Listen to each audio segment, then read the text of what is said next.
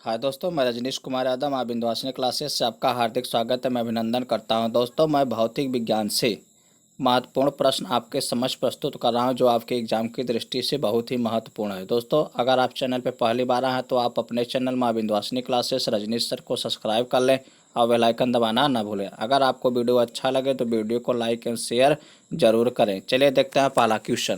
पहला क्वेश्चन हमारा कि कार्य का मात्रक है। तो कार्य का जो मात्रक होता है वह क्या होता है? तो कार्य का मात्रक होता है जूल। क्या होता है? जूल। आपका ऑप्शन ए सही हो जाएगा। अगला क्वेश्चन हमारा, प्रकाश वर्ष किसकी इकाई है? तो जो प्रकाश वर्ष है वह किसकी इकाई है? तो इकाई है आपका दूरी का। किसकी इकाई है? जो प्रकाश वर्ष है यह दूरी की एक इकाई है। अगला क्वेश्चन है हमारा, निम्नलिखित में से कौन सी मात्रा जड़त्व का माप है? तो जड़त्व का माप कौन सी मात्रा है? तो वहाँ है आपका द्रव्यमान। क्या हो जाएगा? आपका ऑप्शन सी सही हो जाएगा। अगला क्वेश्चन हमारा देखते हैं। दिया है आपका, सूची 1 को सूची 2 के साथ सुमेलित करना। क्या है? सूची 1 को हो सूची 2 के साथ सुमेलित करना है। तो हम डायरेक्ट देख लेते हैं। तो क्या हो जाएगा? उच्च वेग। उच्च वेग किसमें होता है? तो उच्च वेग किसमें मापा जाता है? या मापा जाता है मैक में। किसमें मापा जाता है? मैक में मापा जाता है। और तरंग दैर्ध्य किसमें मापा जाता है? तो तरंग दैर्ध्य मापा जाता है एंगस्ट्रॉम में। इसके बाद है दाब। दाब का जो मात्रक होता है वह होता है पास्कल। इसके बाद है ऊर्जा। ऊर्जा का जब मात्रक होता है वहाँ आपका जूल। तो क्या हो जाएगा आपका? ये आपका ऑप्शन सी सही हो जाएगा। क्या हो जाएगा आपका? ऑप्शन सी सही हो जाएगा। चलिए देखते हैं अगला क्वेश्चन हमारा, ये भी सुमेलित करना है सूची 1 को सूची 2 के साथ। एक तरफ भौतिक राशि दिया है, दूसरी तरफ इकाई। एक तरफ भौतिक राशि और दूसरी तरफ इकाई दिया है। चलिए देखते हैं। तो क्या हो जाएगा कि दूरी, जो दूरी है, तो दूरी का मात्रक की क्या होता है? तो दूरी की जो मात्रक होता है, इकाई होता है, वह होता है प्रकाश वर्ष। क्या होता है? प्रकाश वर्ष। इसके बाद दिया है आपका पदार्थ की मात्रा। पदार्थ की मात्रा किससे संबंधित है? मोल से। इसके बाद है विद्युत आवेग की मात्रा। विद्युत आवेश की मात्रा। तो यह क्या हो जाएगा? ये हो जाएगा कूलाम। इसके बाद है ऊर्जा। ऊर्जा है आपका वाट घंटा। तो ये आपका किस में मिल रहा है? तो ये आपका मिल रहा है ऑप्शन ए में। क्या हो जाएगा? ऑप्शन ए आपका यहाँ पर सही हो जाएगा। अगला क्वेश्चन हमारा, सूची 1 को सूची 2 के साथ सुमेलित कीजिए। यहाँ भी क्या करना है आपको? सूची 1 को सूची 2 के साथ सुमेलित करना है। एक तरफ भौतिक राशियाँ दी गई हैं और दूसरी तरफ इकाई। चलिए देखते हैं। तो क्या हो जाएगा? त्वरण। त्वरण का क्या हो जाएगा? त्वरण का जो मात्रक होता है वह क्या होता है? वह है आपका मीटर प्रति सेकंड स्क्वायर। क्या है? मीटर प्रति सेकंड स्क्वायर। इसके बाद है बल। तो बल क्या हो जाएगा? बल का मात्रक न्यूटन। इसके बाद है कृत कार्य, इसका जो मात्रक है वह है आपका जूल। कार्य का मात्रक क्या होता है? जूल होता है। इसके बाद यह आवेग। आवेग का मात्रक होता है न्यूटन सेकंड। क्या होता है? Newton second. तो किस ऑप्शन में मिल रहा है? तो ये ऑप्शन मिल रहा है आपका ऑप्शन डी। क्या मिल रहा है आपका? ऑप्शन डी यहाँ पर आपका सही हो जाएगा। अगला क्वेश्चन है, निम्नलिखित में से समय का मात्रक नहीं है। तो जो समय का मात्रक नहीं है वह क्या है आपका? प्रकाश वर्ष। क्या है? ये जो प्रकाश वर्ष है यह दूरी का मात्रक है। किसका मात्रक है? यह दूरी का मात्रक है। अगला क्वेश्चन है पारसेक इकाई है। जो पारसेक है वह किसकी इकाई है? तो यह पारसेक इकाई है दूरी की। किसकी? दूरी की इकाई पारसेक है। अगला क्वेश्चन हमारा,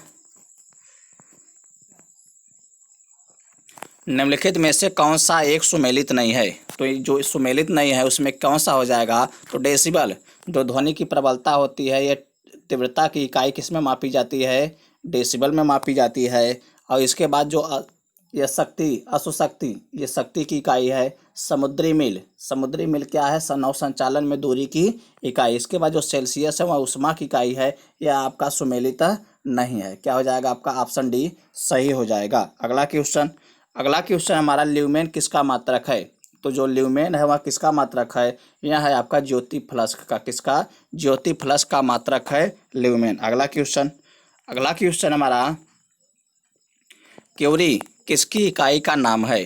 तो क्यूरी किसकी इकाई का नाम है? यह है आपका रेडियो एक्टिव धर्मिता। क्या है? जो क्यूरी है वह रेडियो एक्टिव धर्मिता का इकाई है। अगला क्वेश्चन हमारा, पास्कल इकाई है। पास्कल किसकी इकाई है? तो यहाँ है आपका दाब की, किसका, दाब की। अगला क्वेश्चन कह रहा है कंडेला मात्रक है, तो जो कंडेला मात्रक है ये किसका है, तो यहाँ है आपका ज्योति तीव्रता का, किसका है, ज्योति तीव्रता का। कंडेला किसका मात्रक है, ज्योति तीव्रता का। अगला क्वेश्चन हमारा, जूल निम्नलिखित की इकाई है। जो जूल होता है वह किसकी इकाई है, तो जूल आपका इकाई है ऊर्जा का, किसका, ऊर्जा का इकाई है। दोस्तों ये ऐसे क्वेश्चन है जो किसी न किसी एग्जाम में आए हुए हैं। जैसे देख लीजिए 14 नंबर क्वेश्चन आरआरबी 2004 में पूछा गया है। इसके बाद दिया आपका 16 नंबर क्वेश्चन एसएससी 2015 में पूछा गया है। ये ऐसे क्वेश्चन है जो किसी न किसी एग्जाम में आए हुए हैं और आगे एग्जाम में भी आते रहेंगे। इसीलिए मैंने दोस्तों आपके लिए वीडियो बना रहा हूँ कि आपका एग्ज़ाम अच्छे से हो और आप एग्ज़ाम में अच्छे नंबर से आपका सिलेक्शन हो जाए। दोस्तों अगर आपको वीडियो अच्छा लग रहा हो तो वीडियो को लाइक एवं शेयर जरूर करें। अगर आप चैनल पे पहली बार आए हैं तो आप अपने चैनल माँ विंध्यवासिनी क्लासेस रजनीश सर को सब्सक्राइब कर लें और बेल आइकन दबाना न भूलें। चलिए देखते हैं अगला क्वेश्चन हमारा कि मात्रकों की अंतर्राष्ट्रीय पद्धति कब लागू की गई। तो यह लागू की गई थी 1971 ईस्वी में। कब लागू की गई थी, 1971 ईस्वी में लागू की गई थी। अगला क्वेश्चन का रहा हर्ट्ज क्या मापने की यूनिट है। तो जो हर्ट्ज मापा जाता है, क्या मापा जाता है उससे, तो उससे मापा जाता है तरंगों की आवृत्ति। क्या मापी जाती है, तरंगों की आवृत्ति। अगला क्वेश्चन हमारा विद्युत मात्रा की इकाई है। तो जो विद्युत मात्रा की इकाई है तो वह क्या होता है, तो विद्युत मात्रा का जो इकाई है वह है आपका एम्पियर। क्या है, एम्पियर। आपका ऑप्शन ए सही हो जाएगा। अगला क्वेश्चन हमारा यह SI पद्धति में लेंस की शक्ति की इकाई क्या है। तो यहाँ क्या होता है, यह होता है डायोप्टर। क्या होता है, डायोप्टर। ऑप्शन बी आपका सही हो जाएगा। अगला क्वेश्चन का रहा डेसिबल किसे नापने के लिए प्रयोग में लाया जाता है। तो डेसिबल से क्या मापा जाता है, तो यह मापा जाता है आपका वातावरण में ध्वनि। क्या मापा जाता है, वातावरण में ध्वनि। आपका ऑप्शन सी सही हो जाएगा। अगला क्वेश्चन हमारा एम्पियर क्या नापने की इकाई है। जो हमारा एम्पियर है उससे क्या मापा जाता है, तो उससे मापा जाता है आपका करंट। क्या मापा जाता है, करंट मापा जाता है। आपका ऑप्शन भी यहाँ पर सही हो जाएगा। अगला क्वेश्चन है यंग प्रत्यास्थता गुणांक का SI मात्रक। जो यंग प्रत्यास्थता गुणांक का SI मात्रक क्या होगा, तो वह होता है आपका न्यूटन प्रति मीटर स्क्वायर। क्या होता है, न्यूटन प्रति मीटर स्क्वायर। अगला क्वेश्चन का रहा है निम्नलिखित युग्मों में से किन भौतिक राशियों के समान बीमित सूत्र नहीं है। तो वह कौन सा नहीं है, तो वह आपका हो जाएगा बीमित सूत्र नहीं है। तो बीमित सूत्र नहीं है तो वह हो जाएगा बल एवं दाब। क्या हो जाएगा, बल एवं दाब। ऑप्शन ए आपका सही हो जाएगा। अगला क्वेश्चन का रहा है एक खगोलीय इकाई संबंधित है। तो एक खगोलीय इकाई किससे संबंधित है, तो वह संबंधित है सूर्य एवं पृथ्वी की बीच की दूरी से। किससे संबंधित है, सूर्य एवं पृथ्वी की बीच से की दूरी से संबंधित है। अगला क्वेश्चन का रहा निम्नलिखित में से कौन सी अविमीय राशि है। तो वह राशि है आपका विकृत। क्या है, विकृत, जिसका कोई बीमा नहीं होता है। दोस्तों देखिए ये SSC 2015 में पूछा गया है। इसके बाद यहाँ दिया है यूपी PSC 2013 में पूछा गया है। अगला क्वेश्चन हमारा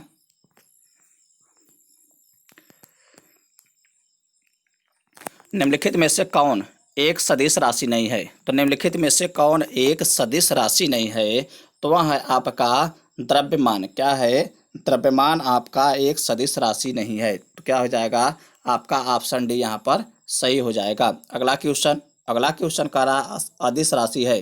अदिश राशि क्या है, तो वह है आपका ऊर्जा। जो ऊर्जा है यहाँ आपका अदिश राशि है। अगला क्वेश्चन का रहा निम्नलिखित में से कौन सी एक सदिश राशि है। निम्नलिखित में से कौन सी एक सदिश राशि है, तो यह है आपका संवेग। क्या है, संवेग जो है एक सदिश राशि है। अगला क्वेश्चन का रहा है निम्नलिखित में से कौन सी राशि सदिश नहीं है। निम्नलिखित में से कौन सी राशि सदिश नहीं है, तो वह है आपका आयतन। जो आयतन है यह सदिश नहीं है। क्या हो जाएगा आपका, ये आपका ऑप्शन डी सही हो जाएगा। अगला क्वेश्चन कह रहा निम्नलिखित में सदिश राशि है, निम्नलिखित में से सदिश राशि है तो वह है आपका वेग। वेग क्या है आपका?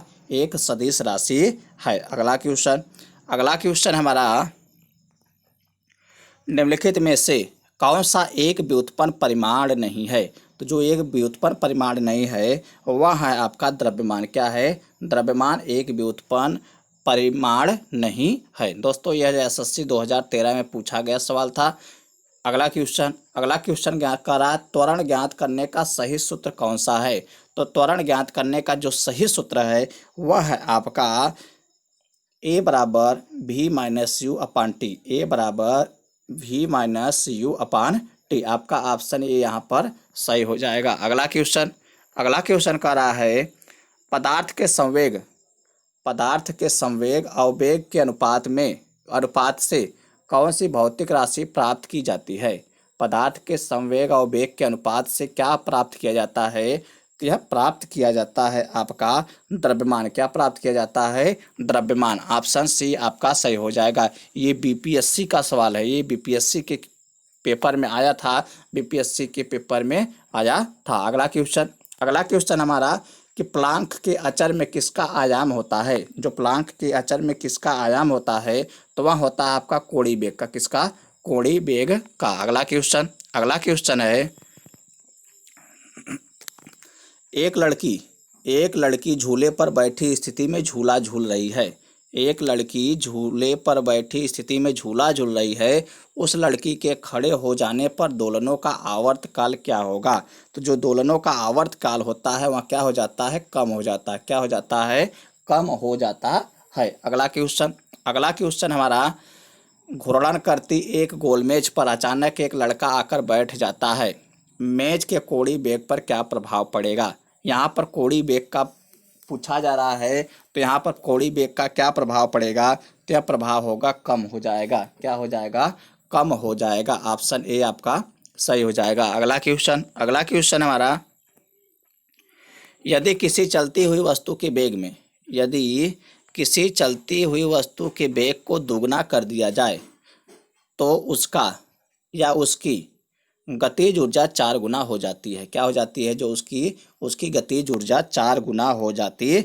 आपका ऑप्शन यहाँ पर सी सही हो जाएगा। अगला क्वेश्चन हमारा कि किसी पिंड के द्रव्यमान तथा भार में अंतर होता है क्योंकि किसी पिंड के द्रव्यमान तथा भार में अंतर होता है क्योंकि द्रव्यमान स्थिर रहता है जबकि भार परिवर्तनीय होता है। जो द्रव्यमान होता है वह हमेशा स्थिर रहता है लेकिन उसका भार क्या होता है?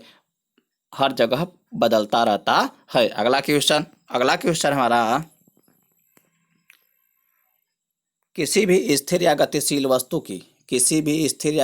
वस्तु की स्थिति और दिशा में तब तक कोई परिवर्तन नहीं होता जब तक उस पर कोई बाह्य बल सक्रिय न हो। यह क्या है? न्यूटन की गति विषयक प्रथम नियम। क्या है? न्यूटन की गति विषयक प्रथम नियम। आपका ऑप्शन ए यहाँ पर सही हो जाएगा। अगला क्वेश्चन हमारा किसी असंतुलित बल द्वारा पिंड में उत्पन्न त्वरण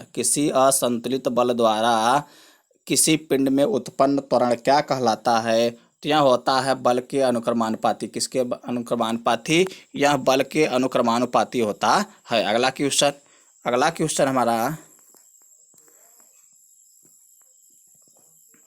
न्यूटन के गति के तीसरे नियम के अनुसार क्रिया तथा प्रतिक्रिया से संबंध बल क्या होता है? यह होता है कि भिन्न भिन्न वस्तु पर लगे हो सकते हैं, हमेशा भिन्न भिन्न वस्तुओं पर ही लगे होने चाहिए। क्या हो जाएगा आपका?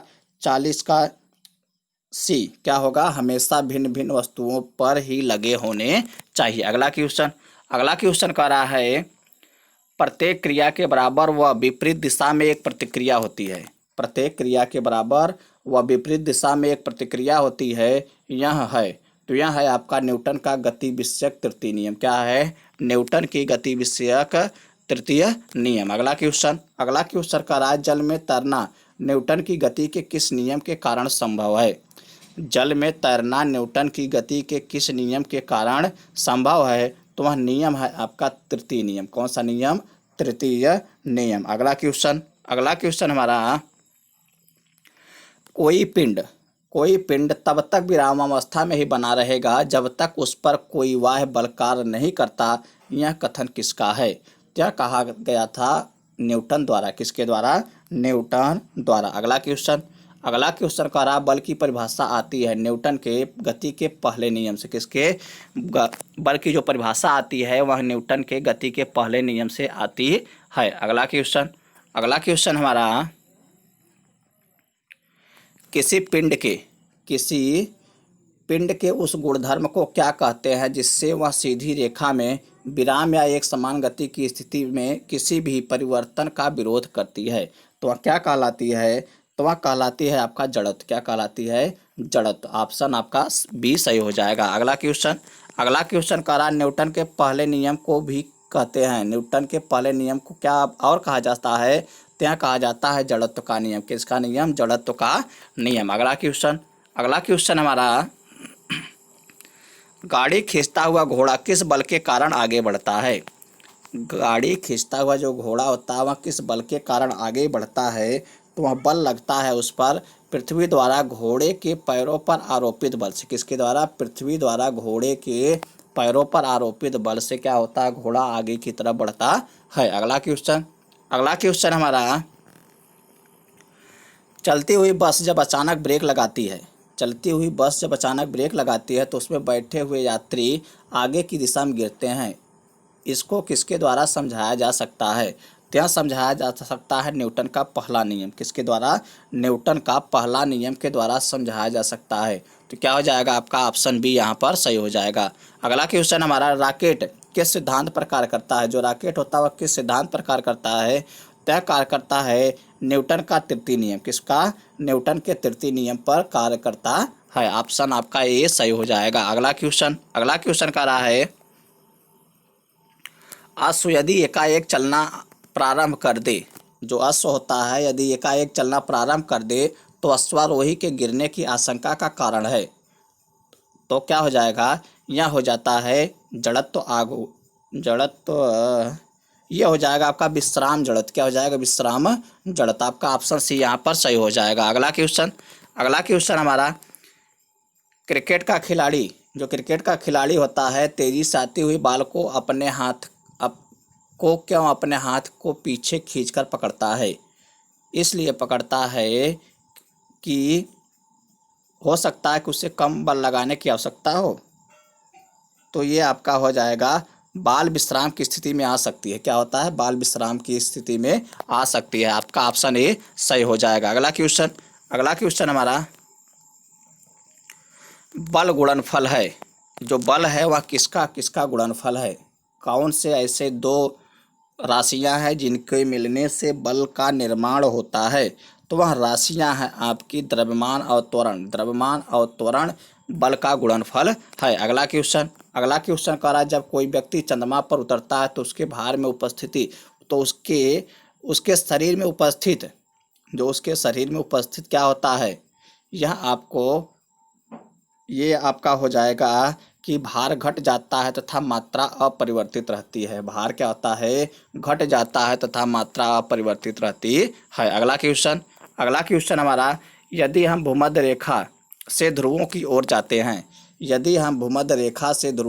जाते हैं तो जी का मान, अगर हम भूमध्य से ध्रुवों की ओर जाते हैं तो जी का मान क्या होता है? बढ़ता है। क्या होता है? बढ़ता है। ऑप्शन ए आपका सही हो जाएगा। अगला क्वेश्चन है, शरीर का वजन। जो शरीर का वजन होता है वह क्या होता है? वह आपका हो जाएगा कि ध्रुवों पर अधिकतम होता है। क्या होता है? ध्रुवों पर अधिकतम होता है। अगला क्वेश्चन देखिए दोस्तों, ये आरआरबी 2016 के में आया हुआ क्वेश्चन है। अगला क्वेश्चन हमारा, यदि व्यक्ति पृथ्वी की सतह की तुलना में चंद्रमा की सतह पर अधिक ऊंचा क्यों उछल सकता है? क्योंकि चंद्रमा का कोई वायुमंडल नहीं होता। क्या होता है? चंद्रमा का कोई वायुमंडल नहीं होता। नहीं, रुक जाइए, ये नहीं होगा। ये होगा कि चंद्रमा में गुरुत्वाकर्षण के कारण त्वरण पृथ्वी की तुलना में कम होता है। आपका ऑप्शन सी सही हो जाएगा। क्या हो जाएगा आपका ऑप्शन सी सही हो जाएगा। अगला क्वेश्चन हमारा 20 केजी के वजन को जमीन के ऊपर 1 मीटर की ऊंचाई पर पकड़े रखने के लिए किया गया कार्य है। 20 केजी के वजन को जमीन के ऊपर 1 मीटर की ऊंचाई पर पकड़े रहने के लिए किया गया कार्य है। तो वहाँ कितना कार्य होता है? वह होता है 0 जूल का। अगर क्या है कि आप उसको पकड़े हुए हैं, एक ही जगह स्थिर हैं, तो आप कोई कार्य नहीं कर रहे हैं। अगला क्वेश्चन हमारा, एक व्यक्ति एक दीवार को धक्का देता है पर उसे विस्थापित करने में असफल रहता है, तो वह क्या करता है? कोई भी कार्य नहीं करता। क्या करता है? कोई भी कार्य नहीं करता। जब तक दीवार को विस्थापित नहीं हो जाएगी तब तक कोई कार्य नहीं होगा। अगला क्वेश्चन हमारा, पहाड़ी पर चढ़ता एक व्यक्ति आगे की ओर झुक जाता है। पहाड़ी पर चढ़ता एक व्यक्ति आगे की ओर झुक जाता है क्योंकि उससे क्या होता है? स्थायित्व बढ़ाने के लिए। क्या होता है? स्थायित्व बढ़ाने के लिए। अगला क्वेश्चन हमारा, पीसा की ऐतिहासिक मीनार तिरछी होते हुए भी नहीं गिरती क्योंकि उसके गुरुत्व केंद्र से होकर जाने वाली ऊर्ध्वाधर रेखा आधार से होकर जाती है। ये आपका ऑप्शन ए सही हो जाएगा। अगला क्वेश्चन हमारा, जाड़े की रातों में अत्यधिक ठंड पड़ने पर पानी की पाइप फट जाती है। जाड़े की रातों में अत्यधिक ठंड पड़ने पर पानी की पाइप फट जाती है क्योंकि जमने के बाद क्या होता है? पानी कठोर हो जाता है। नहीं, जमने के बाद पानी का आयतन क्या होता है? बढ़ जाता है। जमने के बाद पानी का जो आयतन होता है वहाँ क्या होता है? बढ़ जाता है। आपका ऑप्शन सी सही हो जाएगा। अगला क्वेश्चन हमारा, पानी से भरी डाट लगी बोतल जमने पर टूट जाएगी। पानी से भरी डाट लगी बोतल जमने पर टूट जाएगी क्योंकि क्या होता है? ये होता है आपका, जमने पर जल का आयतन क्या होता है? बढ़ जाता है। जमने पर जल का आयतन क्या होता है? बढ़ जाता है। ऑप्शन सी आपका सही हो जाएगा। अगला क्वेश्चन हमारा, जल के आयतन में क्या परिवर्तन होगा? जल के आयतन में क्या परिवर्तन होगा यदि तापमान 9 सेल्सियस से गिराकर 3 सेल्सियस कर दिया जाए? तो क्या होगा? तो यह परिवर्तन होने वाला होगा, आयतन पहले घटेगा और बाद में बढ़ेगा। पहले क्या होगा? आयतन घटेगा और बाद में बढ़ेगा। आपका ऑप्शन सी यहाँ पर सही हो जाएगा। अगला क्वेश्चन हमारा, एक झील में तैरने वाली इस्पात की नाव के लिए नाव द्वारा विस्थापित पानी का भार कितना होगा? तो वह कितना होता है? वह होता है नाव के भार के बराबर। कितना होता है? नाव के भार के बराबर। आपका ऑप्शन डी यहाँ पर सही हो जाएगा। अगला क्वेश्चन है, किसी कालीन की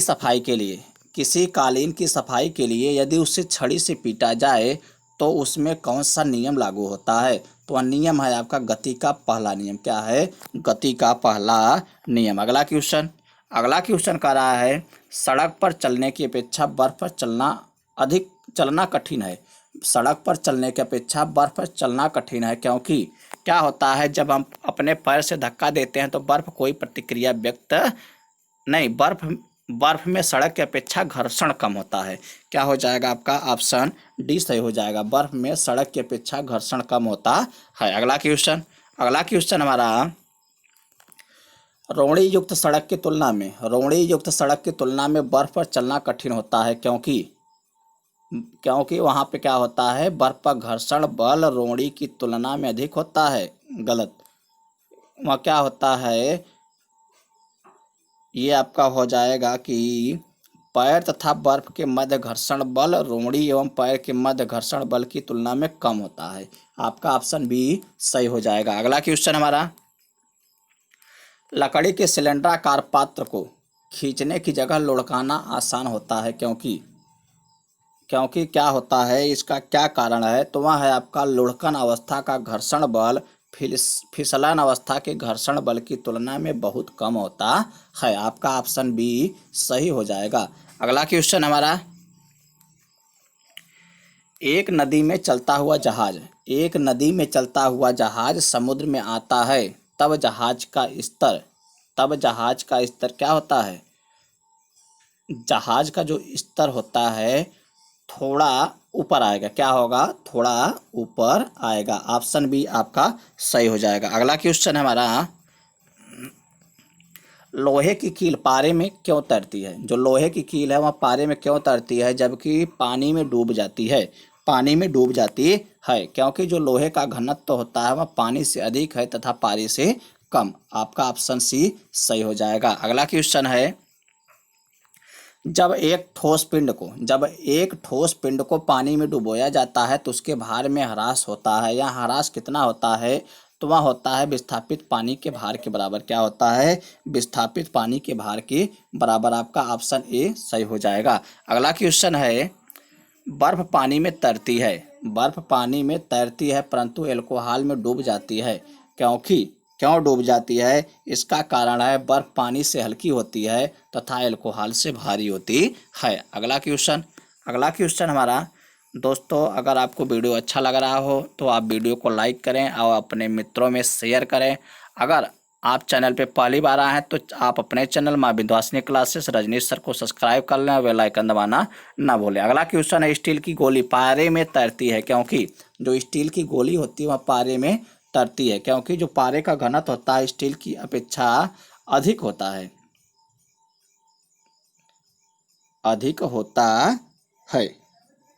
तो क्या हो जाएगा? आपका ऑप्शन बी सही हो जाएगा। अगला क्वेश्चन हमारा, एक लोहे की गेंद पारद या मरकरी से भरी बाल्टी में गिराई जाती है।